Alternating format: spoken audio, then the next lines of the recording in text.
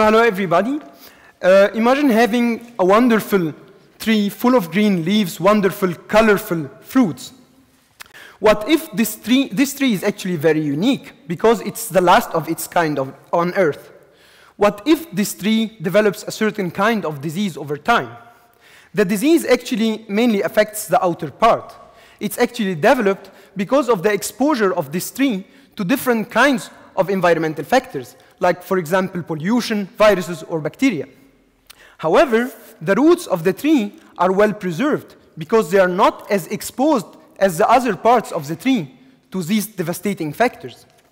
What would you do as a smart gardener in order to protect this tree from extinction?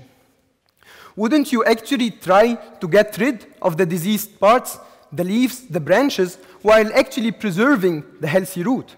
So what would you do? You actually try to get rid of the diseased parts, take the healthy root, and then transplant it and implant it in a more healthy soil so that you can ensure that you will protect this tree from extinction. So what I just described now actually explains a major technique that physicians use in order to cure blood cell cancer. So the tree that I just described represents the well-branched blood system. The leaves and the branches are the mature blood cells, like the white blood cells and the red blood cells. The roots are the stem cells, so the ones which actually exist within the cavity of our bones, the bone marrow.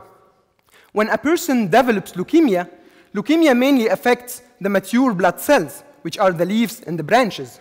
So these cells start to increase in number in a crazy way, but they lose their functional potential. However, the stem cells, which are in the bone marrow, are well preserved and healthy. So what do physicians do? They actually try to take out the stem cells, killing the other mature blood cells, which are the diseased one, either by drugs or by subjecting the patient to radiotherapy, and then they transplant back these healthy stem cells in order to regenerate the system again. But the thing is, there are different types of these stem cells. So the question is which of these stem cells to choose in order to get the best outcome of the treatment. And because in humans we cannot actually do a trial and error, so we need a model where we can study the system extensively to understand what are the best candidate cells or candidate stem cells for this transplantation.